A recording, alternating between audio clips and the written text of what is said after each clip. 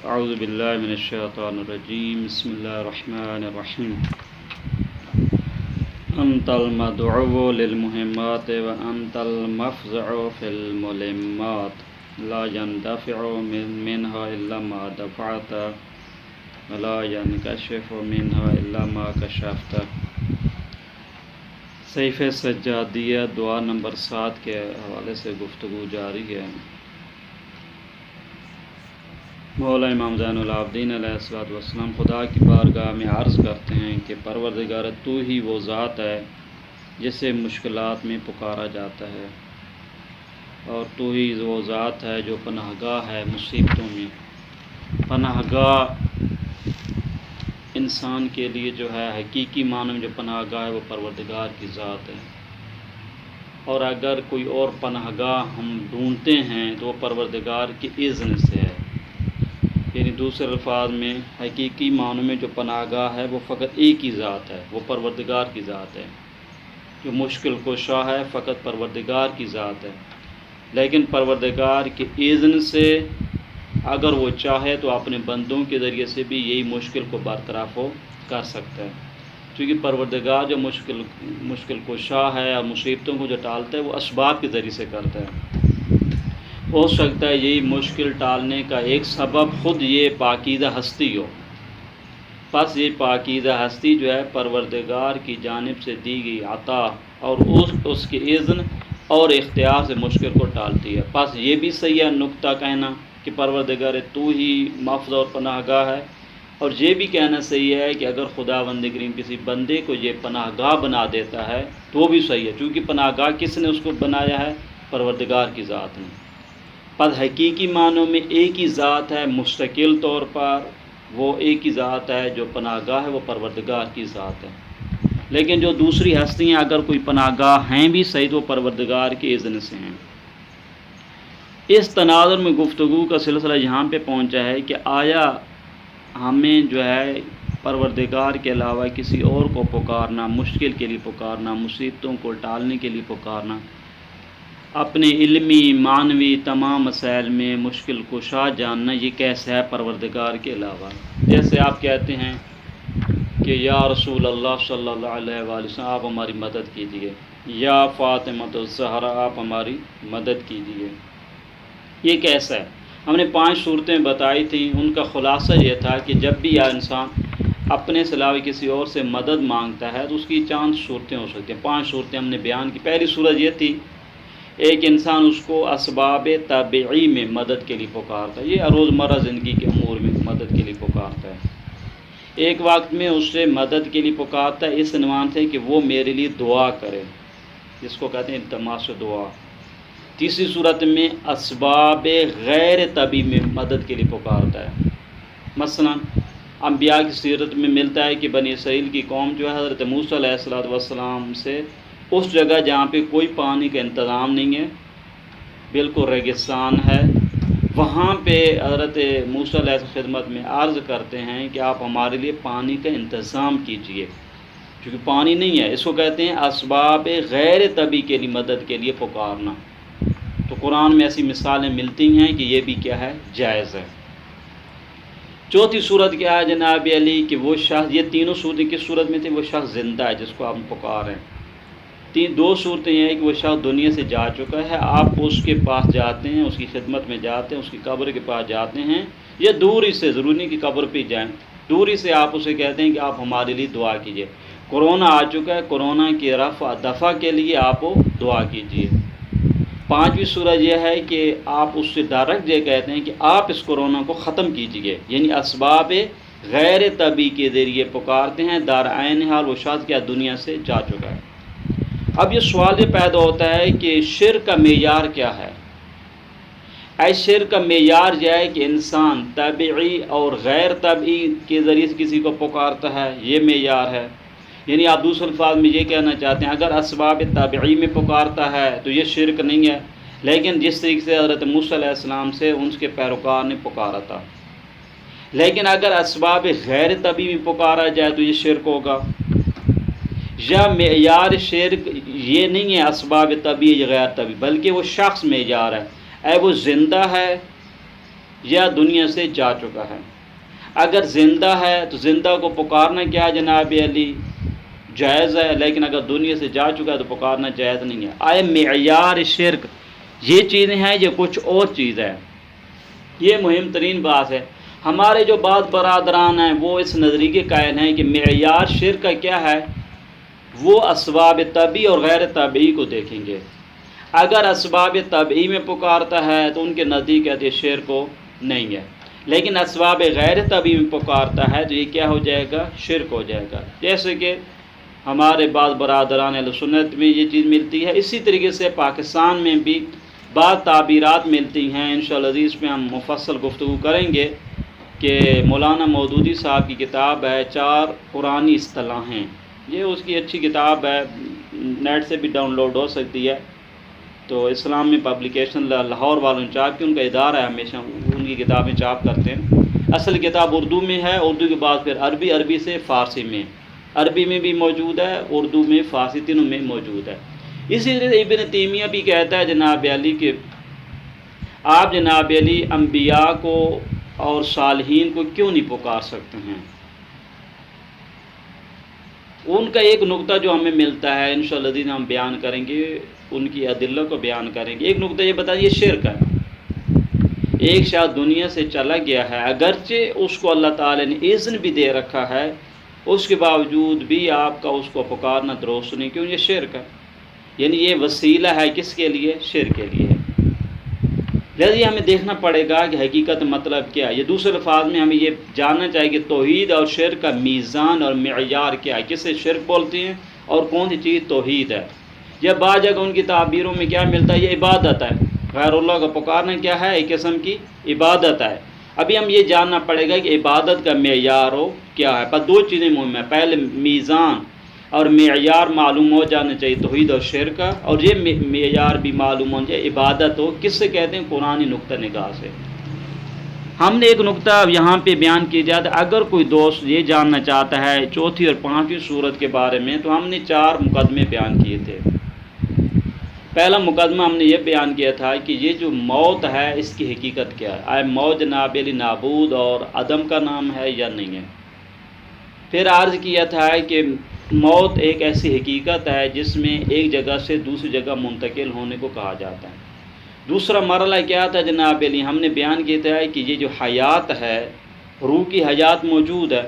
دوسرے، روح ایک ایسی خدا کی زندہ اور تابندہ مخلوق ہے جس کے لیے اصلا زوال اور عدم نام کی کوئی چیز نہیں ہوتی ہے۔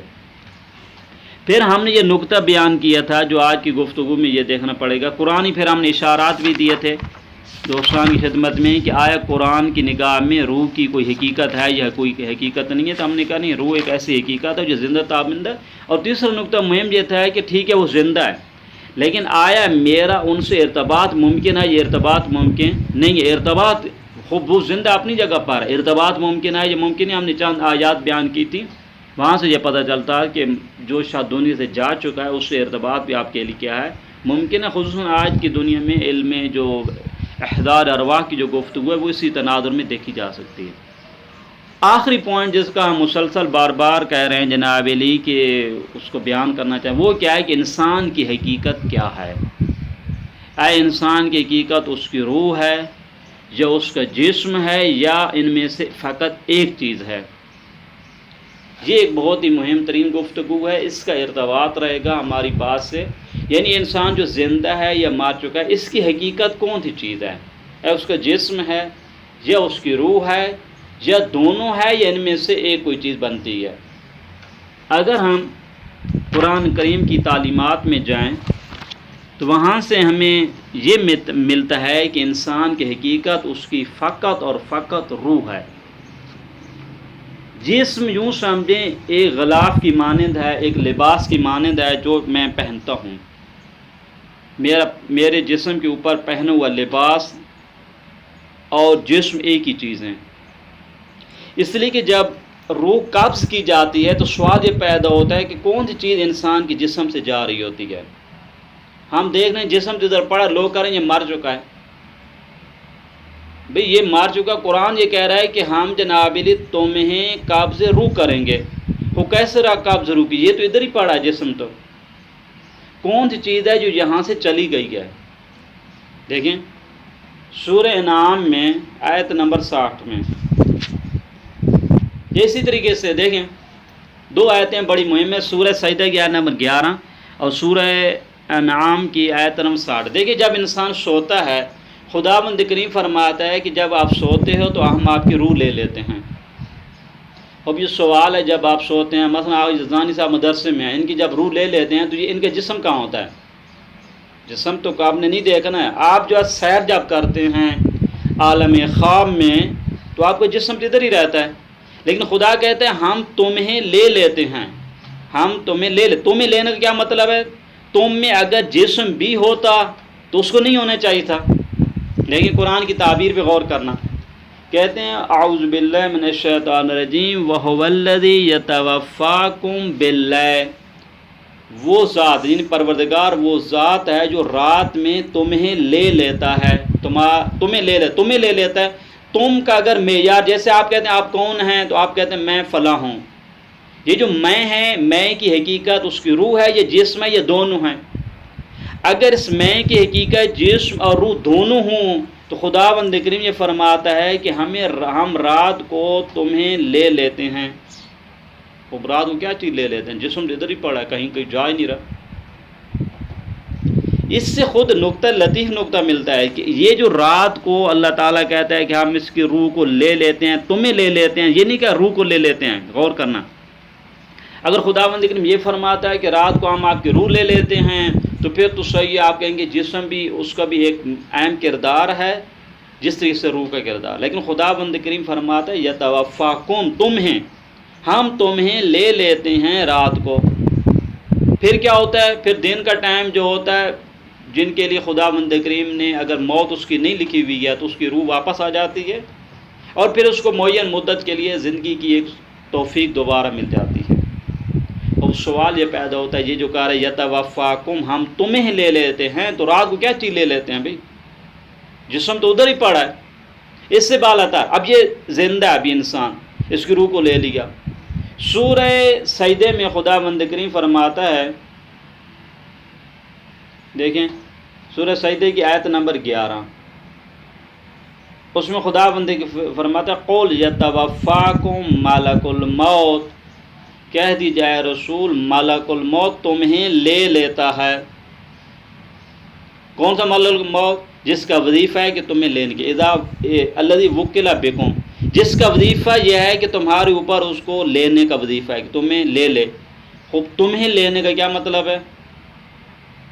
خوب مثال ہے، ایک آدمی جناب علی یوں سمجھے خدا نخواستہ اگر آگ لگتی ہے جل جاتا ہے، تو وہاں پہ یہ تعبیر ہے کہ نہیں ہے؟ جسم جل گیا، بم پھٹتا ہے جناب علی، جسم کیا ہوتا ہے؟ ٹکڑے ٹکڑے ہو جاتا ہے۔ جسم بعض کا آسان جناب علی یوں سمجھے کہ بالکل ہی ختم ہو جاتا ہے، راکھ بن جاتا ہے۔ خداوند کریم فرما رہا ہے کہ اس ٹائم ہم کیا کرتے ہیں، ہمارا یہ جو فرشتہ ہے یہ تمہیں لے لیتا ہے۔ خوب اگر جسم بھی اس انسان کے ساتھ شامل ہو، وہ تو ختم ہو چکا ہے بھائی، ظاہری طور پہ تو آپ کیا کہہ رہے ہیں، وہ جناب جل چکا ہے، راکھ بن چکا ہے۔ یا اگر راکھ نہیں بنا، ابھی ہاسپٹل میں ہے، لیکن آپ کہتے ہیں اس کی کیا موت واقع ہو چکی ہے۔ موت کیسے واقع ہو گئی ہے؟ کون سی چیز اس کی چلی گئی ہے؟ اب یہاں پہ تعبیریں پہ غور کرنا، یہ نہیں ہے تعبیر کے پروردگار جو ہے یہ کہہ رہا ہے کہ اے میرے رسول کہہ دیے کہ ملک الموت تمہاری روح کو لے لیتا ہے، یہ بات نہیں ہے۔ کہتے ہیں یتوفاکم، تمہیں لے لیتا ہے، پھر کیا ثم الی ربکم، پھر تمہیں جناب پروردگار کی طرف پلٹایا جائے گا، اب خدا کی بارگاہ میں اس کو لے جایا جائے گا۔ اور سوال یہ پیدا ہوتا ہے کہ کون سی چیز انسان سے چلی جاتی ہے؟ اگر جسم بھی ساتھ میں، تو جسم تو ادھر ہی پڑا ہے، اس کو تو کسی نے لیا ہی نہیں ہے، وہ تو پڑا۔ قوم کی تعبیر بتاتی ہے، روح یہ نہیں کہے کہ پروردگار جو ہے یہ نہیں فرمایا ہے رسول کہہ دیجیے کہ ملک الموت تمہاری روح کو قبض کرتا ہے، یہ نہیں کہا۔ کہتے قوم کا کیا مطلب ہے؟ جیسے میں کہتا ہوں میں اور آپ، یعنی میری حقیقت کیا ہے، میں کی حقیقت کیا ہے، یعنی روح، میں مساوی ہے کس کے؟ روح کے۔ یا آپ کس کے مساوی ہیں؟ روح کے مساوی ہیں۔ پر یہ قوم کی تعبیر یہ بتاتی ہے، اس لیے کہ اگر آپ کہتے ہیں جسم انسان مرکب ہوتا ہے کس چیز سے؟ دو چیزوں سے، غور سے سنیے گا۔ اگر انسان مرکب ہوتا روح اور جسم سے تو یہ تعبیر کہنا درست نہیں ہے. پھر یہ کہتا خدا یتوفا روحکم. خدا بند کریم کیا فرما رہا ہے کہ جب آپ سوتے ہیں تو خدا تمہاری روح کو لے لیتا ہے. جب کہتے ہیں ہمارا فرشتہ کیا کہتا ہے کہ تمہاری روح کو لے لیتا ہے. نہ سوتے وقت خدا نے فرمایا کہ تمہاری روح کو لے لیا جاتا ہے، نہ مرنے کے ٹائم پہ یہ کہا گیا کہ تمہاری روح کو لے لیا جاتا ہے، بلکہ کیا کہا جا رہا ہے کہ تمہیں لے لیا جاتا ہے. تم کون ہو بھائی؟ اگر تم جناب علی مرکب ہوتے جسم اور روح سے تو سوتے وقت تو جسم تو ہمارا ادھر ہی ہے، یا مرتے وقت جناب جسم ہمارے ادھر ہی ہے، یا ہو سکتا ختم ہو گیا. ختم ہونے سے مراد کیا جناب؟ راکھ بن گیا. بس یہ تعبیریں یہ بتاتی ہیں، چونکہ اگر آپ اس پہ جملے پہ غور کرنا، اگر آپ یہ کہتے ہیں کہ یتوفاکم سے مراد کیا ہے جناب علی جسم اور روح دونوں ہیں، تو یہ تعبیر یہاں پہ درست نہیں لگ رہی ہے. یوں کہنا چاہیے یتوفا روحکم، پروردگار ہی وہ ذات ہے جب آپ سوتے ہو تو تمہاری روح کو لے لیتا ہے. خدا بند کریم کا یہ فرمانا ہے کہ تمہیں لے لیتا ہے، یہ بتاتا ہے کہ انسان کی حقیقت ہی یہی روح ہے. غور کرنا، در عین حال رات کو کون سی چیز خدا لے لیتا ہے؟ روح کو لے لیتا ہے. لیکن خدا کیا فرما رہا ہے کہ ہم تمہیں لے لیتے ہیں. یہ کہنا ہے کہ ہم تمہیں لے لیتے ہیں اس بات کی عکاسی کرتا ہے کہ تم مساوی ہو کس کے؟ تمہاری روح کے. متوجہ ہوئے؟ بس یہ جملہ خود بتا رہا ہے کہ رات کو ہم لے لیتے ہیں تمہیں، در عین رات کو تو روح جاتی ہے بھائی. ہم تو دیکھ رہے ہیں جناب علی، بعض اوقات آپ سو رہے ہیں جناب علی، کوئی آتا ہے تو آپ تو ادھر ہی ہیں. کسی نے یہ نہیں کہا کہ ہم رات کو تھے تو آپ نہیں تھے جناب علی، پھر اس کے بعد دوبارہ آ گئے، نہیں ہے. بس یہ تعبیریں بتاتی ہیں کہ رات کو در عین حال ہماری روح نہیں ہوتی ہے وہاں پر، جب ہم عالم خواب میں چلے جاتے ہیں. خدا بند کریم کیا فرما رہا ہے کہ ہم تمہیں لے لیتے ہیں، قبض ارواح کرتے ہیں. قبض ارواح تو قبض ارواح ہی کو خدا بند کریم کیا فرما رہا ہے؟ یتوفاک، ہم تمہیں لے لیتے ہیں، تمہیں ہم قبض کرتے ہیں. بھئی ہمیں قبض کرنے کا مطلب مساوی کیا ہوگا؟ دارائن کے روح ہماری چلی گئی ہے، ہم تو ادھر ہی ہیں. یا مرتے واج جناب علی جسم تو ہمارا ادھر ہی ہے، تو روح ہماری چلی گئی. روح کو چلے جانے خدا بند کریم کیا فرمایا ہے کہ تم چلے گئے ہو، ہم نے تمہیں لے لیا ہے. خب یہ خود مساوی قوم کو مساوی خدا بند کس کے سمجھ رہا ہے؟ روح کے. پس انسان کی حقیقت کیا ہوئی؟ اس کی روح ہوئی. دوست ایک یہ پہلا مطلب تھا. بس انسان کی حقیقت کا نام کیا؟ اس کی روح ہے. اب یہ سوال یہ پیدا ہوتا ہے، ایک گفتگو نہایت ہی مہم ہے، وہ ہے اقتدار، قدرت کی بات ہے.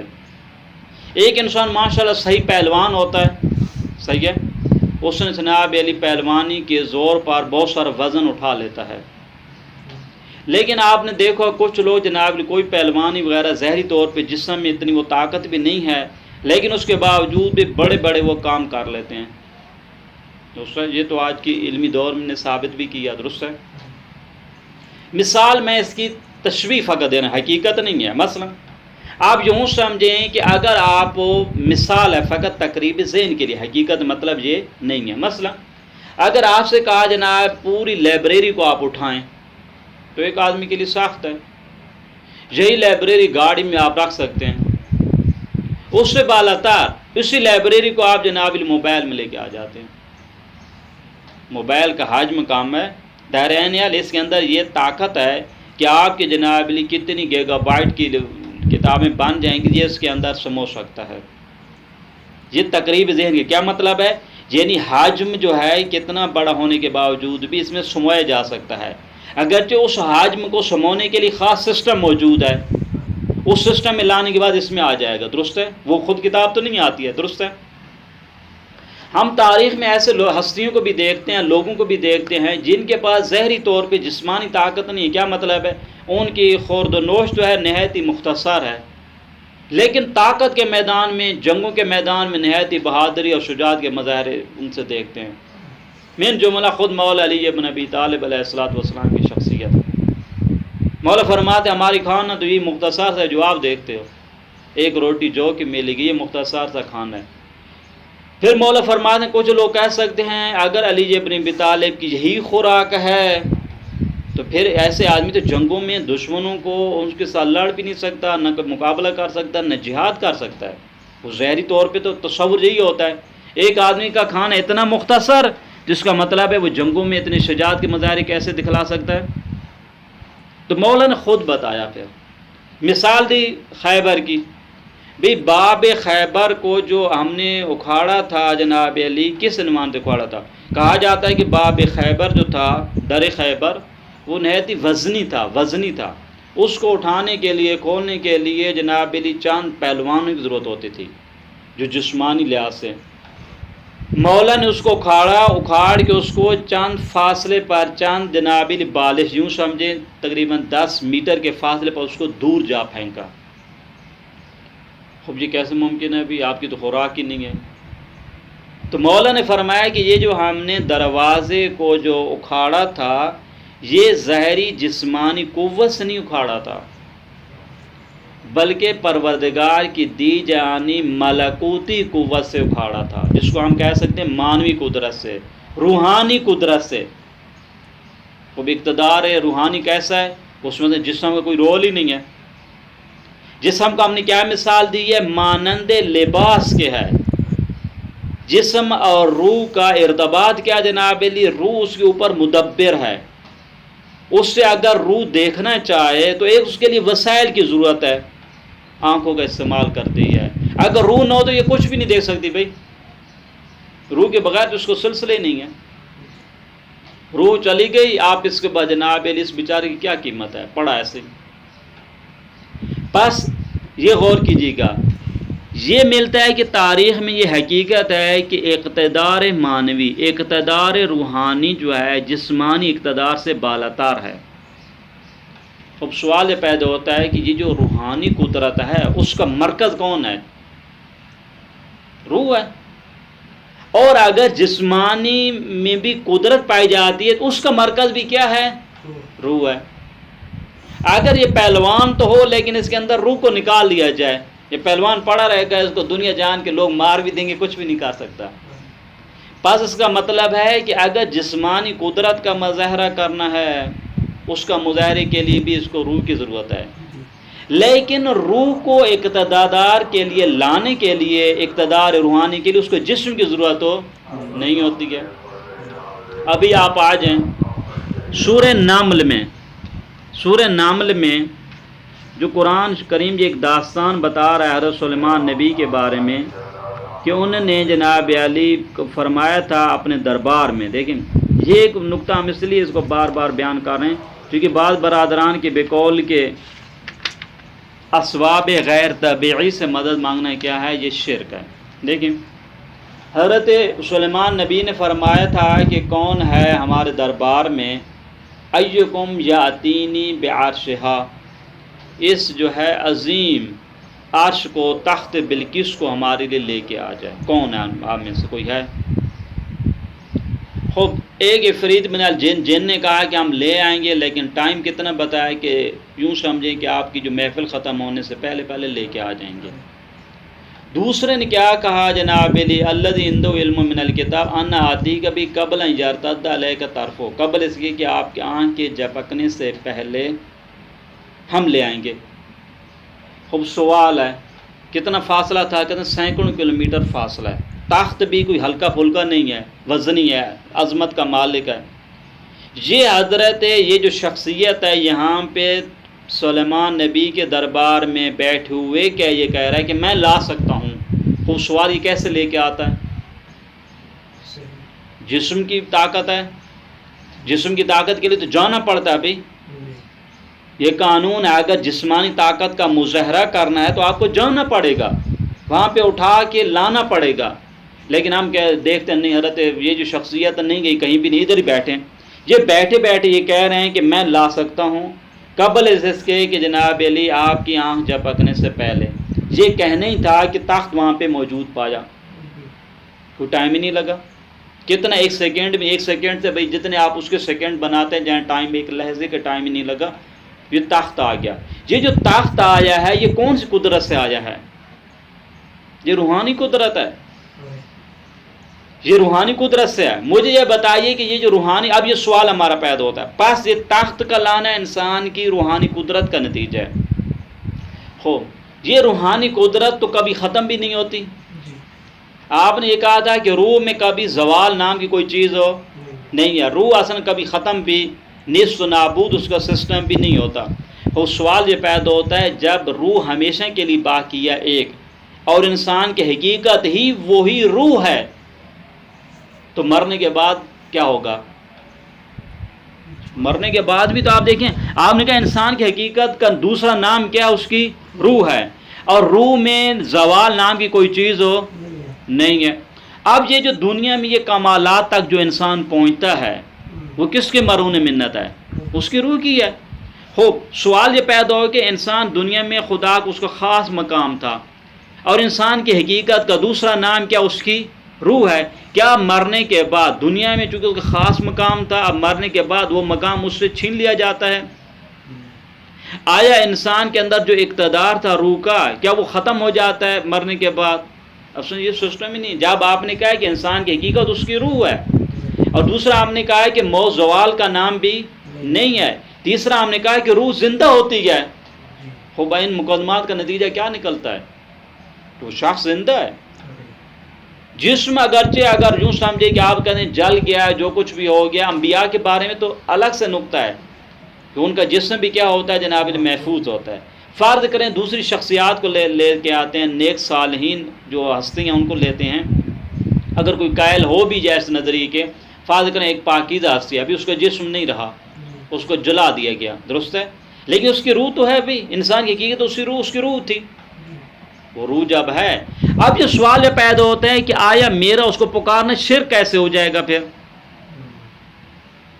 بھئی میں اس کو پکاروں، کیا میں یہ اعتقاد رکھتا ہوں کہ یہ جس شخص کو یہ میں پکار رہا ہوں اس کو میں خدا جانتا ہوں، یا میں جس کو یہ پکاروں خدا کے مقابلے میں اس کے لیے ایک مستقل قدرت کا قائل ہوں، یا یہ نظریہ میرا ہے کہ جس کو میں پکاروں خدا کی عطا کے بغیر یہ قدرت کا مظاہرہ کرتا ہے؟ اگر یہ نہیں ہے، سب کچھ بھی نہیں ہے، جبکہ آپ مجھے بتائیں ایک انسان کے لیے اس موبائل کو اٹھانا طبعی طور پہ آپ کہہ رہے ہیں، اور غیر طبعی اٹھانے میں فرق کیا ہے؟ طبعی طور پہ اٹھانا تو بھی اللہ کی جانب سے دی گئی قدرت ہے، غیر طبعی طریقے سے بھی اگر قدرت کو استعمال کرتا ہے وہ بھی اللہ کی جانب سے ہے. فرق نہیں. آپ کہیں طبعی میں شرک نہیں ہے، غیر طبعی میں شرک ہو جائے گا. زندہ میں کوئی مسئلہ نہیں ہے، مر جائے تو شرک ہو جائے گا. ابھی شرک کا میزان نہ زندہ اور مردہ ہونا ہے، نہ طبعی اور غیر طبعی ہونا ہے، بلکہ شرک کا معیار، یا غور سے سنیے گا، شرک کا معیار یہ ہے کہ جس کو آپ پکار رہے ہیں آیا اللہ تعالیٰ کے مقابلے میں مستقل حیثیت کے اس کو جانتے ہیں؟ حتیٰ کہ آپ نے اس سے یہ کہا کہ مجھے پانی پلائیے، آپ کا اگر یہ نظریہ ہو کہ اس کے پاس جو قدرت اس کی اپنی ذاتی قدرت ہے، پروردگار کے اس میں کوئی رول نہیں ہے، یہ بھی شرک ہو جائے گا. یہ بھی شرک ہو جائے گا. اس لیے کہ خدا کے مقابلے میں کسی کو بھی آپ لا کھڑا کریں گے خدا کے مقابلے میں تو یہ شرک ہو جائے گا. بس معیار زندہ مردہ نہیں ہے، معیار طبی غیر طبی بھی نہیں ہے. غیر طبی میں ہم نے زندگی میں دیکھا حضرت سلیمان نبی نے پکارا. حضرت سلیمان نبی کیا فرماتے ہیں؟ کون ہے ہمارے لیے عرش کو لے کے آئے گا؟ وہ اگر یہ شرک ہوتا تو سلیمان نبی مگر شرک کو ختم کرنے کے لیے، یہ شرک کو ترویج کے لیے آئے ہیں. خداوند کریم نے نہ حضرت سلیمان کی جناب مد و ثنا کتنی قرآن میں، نعم العبد اسی کے بارے میں ہے. بے تو سلیمان نبی کسی کو پکاریں زندہ ہوتے ہوئے اسباب غیر طبی کے ذریعے تو وہ تو شرک نہیں ہے. لیکن یہ تو پارٹی بازی تو نہیں نا خداوند کریم کی. اگر حضرت میرا نبی پکارے شرک والے کام کرے تو وہ شرک نہیں ہوگا، اگر کوئی اور جناب بندہ پکارے تو وہ شرک ہو جائے. یہ تو بات نہیں ہوئی. شرک ایسا قانون ہے جو اگر نبی بھی کرے، خدا کی بات تعبیر قرآن میں مل جائے، اگر ہمارا نبی بھی شرک کرے گا تو ہم بھی اس کے جناب علی اس کی جان کو لے لیں گے، اس کے لیے بھی معافی نہیں ہے. شرک ایک ایسا فارمولہ ہے، شرک کیا ہے؟ ظلم عظیم ہے، ایک بہت بڑا کیا ہے؟ ظلم ہے. یہ قابل بخشش نہیں ہے. اگر معاذ اللہ ہمارا نبی یا کوئی نبی یا پاکیزہ ہستی اگر شرک کا مبتلا ہو جائے تو خداوند کریم اس کی بھی گرفت کرتا ہے. جہاں پہ حضرت اللہ تعالیٰ نے حضرت سلیمان نبی کی گرفت نہ کرنا یہ بتاتا ہے کہ اصلا شرک ہی نہیں تھا. خود حضرت اللہ تعالیٰ سے آٹ کے خود حضرت سلیمان نبی کا یہ تقاضا کرنا، بھئی وہ نبی تو ترویج توحید کے لیے آیا ہے، وہ تو مبلغ توحید ہے، وہ تو شرک کو ختم کرنے کے لیے آیا ہے. کیا وہ کہہ سکتے جناب ایسے کام کرے جو خود شرک آلود ہوں؟ پس معیار یہ نہیں ہے آپ کہیں جناب علی زندہ مردہ طبی غیر طبی، یہ کوئی بھی معیار کیا جناب علی؟ جس کو آپ پکار رہے ہیں آیا آپ اعتقاد یہ رکھتے ہیں کہ اللہ تعالیٰ کے مقابلے میں اس کی مستقل حیثیت ہے یا نہیں ہے؟ آپ مجھے بتائیں. حضرت عیسیٰ علیہ السلام یہ فرماتے ہیں کہ احی الموتى باذن اللہ، میں مردے کو زندہ کرتا ہوں اللہ تعالیٰ کے اذن سے. خداوند کریم نے کیا فرمایا؟ تخرج الموتى باذنی، آپ مردے کو زندہ کرتے ہیں، یعنی اس کو جناب قبر سے نکال کے اس کو حیات عطا کرتے ہیں باذنی، میرے اذن سے. خوب سوال یہ پیدا ہوتا ہے، یہ جو پروردگار یہ قدرت حیات ہے، اگر اس قدرت حیات کا مظاہرہ اپنے بندے کے ہاتھوں سے کرنا چاہے تو اس میں کون سا شرک ہے؟ کیا حضرت عیسیٰ علیہ السلام یہ فرما رہے ہیں وہ اسباب غیر طبیعی کے ذریعے سے تقاضا کر رہے ہیں؟ بھئی اسباب غیر طبیعی طریقے سے کہہ رہے ہیں کہ میں تمہاری یہ مشکل حل کروں گا. کون سی؟ وہ طبیعی اسباب کیا بتاتے ہیں؟ کوئی انسان مردے کو زندہ کر ہی نہیں سکتا. یہ اسباب غیر طبیعی کے ذریعے سے زندہ کرنا بتلاتا ہے کہ یہ کام شرک نہیں ہے. شرک کہاں پر ہوگا؟ اگر کوئی یہ شخص قائل ہو جائے کہ یہ جو اسباب غیر طبیعی کے ذریعے سے آپ مدد مانگ رہے ہیں، یہ جو شخصیت ہے یہ پروردگار کے مقابلے میں اس کی ایک مستقل حیثیت ہے، اللہ تعالیٰ کی دی گئی جانب سے اس کا کوئی رول ہو نہ ہو. اگر کوئی اس کا قائل ہو جائے تو یہ شرک ہو جائے گا. آپ مجھے بتائیں، پاس ہم نے نتیجہ کیا نکالا کہ مردہ زندہ اس کا کوئی رول نہیں ہے شرک میں، اسباب طبیعی غیر طبیعی اس کا بھی کوئی رول نہیں ہے. معیار کیا ہوا جناب علی کہ جس کو آپ پکار رہے ہیں اس کے بارے میں آپ کا اعتقاد کیسا، یہ مہم ہے. اب یہاں پہ آئیں، ایک انسان دنیا سے چلا گیا، ٹھیک ہے، ہم نے کہا کہ انسان کی حقیقت اس کی روح ہے، مرنے کے بعد انسان نابود بھی نہیں ہوتا. اب اس کے پاس جتنے بھئی زندگی میں اس کی بڑی عزت تھی، خدا کے نزدیک بڑا مقام تھا، احترام تھا، کیا مرنے کے بعد احترام ختم ہو جاتا ہے؟ ہم نے کہا کہ انسان کی حقیقت ہی اس کی کیا روح ہے، اور کمالات کا مرکز بھی کیا ہے؟ روح ہے. روح تو زندہ ہو مرد ہو تو فرق نہیں کرتا، روح ہے. روح کے لیے تو مرنے کا سسٹم ہی نہیں ہے. بھئی روح میں تو اصلا یہ سسٹم ہی نہیں ہے کہ پہلے روح میں کیا تھا جناب علی. اب جب کہ اس سے بالاتر ہم کہہ سکتے ہیں روح مرنے کے بعد اس کو قدرت بڑھ جاتی ہے. کیوں؟ اس لیے کہ جب تک روح دنیا میں ہے یہ محدود ہے جسم کی وجہ سے، جسم کی محدودیت کی وجہ سے، چونکہ جسم کی ایک محدودیت ہے. لیکن جیسے جسم سے یہ آزاد ہونا چاہتے تو آپ نے کہا روح کہاں پہنچ جاتی ہے، یہ آپ نے عالم خواب میں دیکھا، جسم کی ایک محدودیت ہے. لیکن یہی روح جب نکلتی ہے تو اس کو آزادی جب ملتی ہے تو اس میں جو طاقت زیادہ آ جاتی ہے. وہ مرنے کے بعد اگر اس کا اختیار محدود تھا، مرنے کے بعد اس کا اختیار اور بڑھ جاتا ہے. بڑھنے کا کیا مطلب ہے؟ اختیار پہلے بھی تھا لیکن رکاوٹیں تھیں. رکاوٹ کون سی تھی؟ جسم کی رکاوٹ ہے.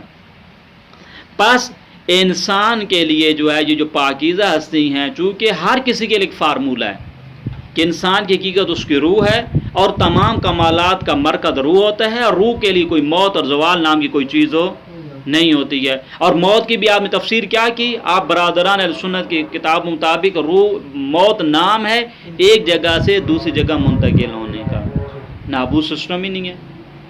اب جب کہ یہ چکر ہے، مجھے یہ بتائے کہ مرنے کے بعد یہی شخصیت جس پہ خداوند کریم یہ فرما رہا ہے لعمرک کا قسم ہے پیغمبر تیری جان کی، کیا وہ جان اس قدر قابل نہیں ہے کہ مرنے کے بعد بھی اس کی قسم اٹھائی جائے؟ یہ جو خداوند کریم جو قسم اٹھا رہا ہے جناب علی، آپ یوں کریں، انبیاء کا ایک سلسلہ قرآن میں آپ کو ملتے گا سلام کا، سلام علی نوح فی العالمین، سلام علی ابراہیم، سلام. یہ سارے سلام کس ہستیوں کیے جا رہے ہیں؟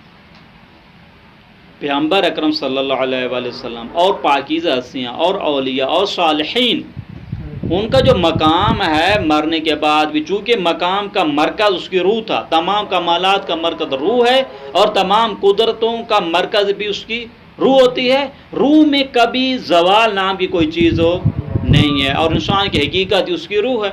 اب جب کہ ایسا ہے تو اس میں زندہ اور مردے میں کوئی فرق ہو نہیں ہوگا۔ بس نتیجہ نکلا یہ پانچوں صورتیں ہم نے جو بیان کی ہیں، چاہے جناب زندہ ہو، زندہ کی 3 صورتیں ہم نے بتائی تھیں کہ آپ اس سے پکارتے ہیں اسباب طبیعی کے ذریعے سے، یا جناب اس سے پکارتے ہیں توبہ استغفار کے لیے دعا کریں، یا اسے پکارتے ہیں اسباب غیر طبیعی کے ذریعے سے، یا مر چکا ہے دنیا سے جا چکا ہے اس سے آپ کیا کرتے ہیں توبہ استغفار کی دعا کے لیے پکارتے ہیں، کسی حاجت کے روائی کے لیے آپ اس کو مستجاب الدعوہ جانتے ہیں۔ اور مستجاب الدعوہ کیا مطلب ہے؟ زندگی میں تو مستجاب الدعوہ تھا، مرنے کے بعد ختم ہو جائے گا۔ یہ ایسا مقام ہے جو اس کی روح سے ہے، روح ایسی حقیقت جو ختم ہونے والی چیز نہیں ہے۔ اور 5واں کیا؟ اسباب غیر طبیعی سے اس میت کو پکارتے ہیں۔ بھئی یہ جو آپ پکار رہے ہیں فرق نہیں کرتا چاہے پیغمبر صلی اللہ علیہ وسلم کی ذات ظاہری حیات میں ہو یا برزخ کی زندگی میں ہو، پیغمبر کی ذات وہی پیغمبر کی ذات ہی ہے۔ یہ فقط اور فقط ہماری آنکھوں سے اوجھل ہو چکے ہیں، لہذا اس میں کوئی شرک ہی نہیں ہے۔ اب یہ ایک عبارت ہے ابن تیمیہ کی عبارت، دیکھیں کتاب ہے قاعدۃ جلیلہ فی التوسل والوسیلہ، صفحہ نمبر 299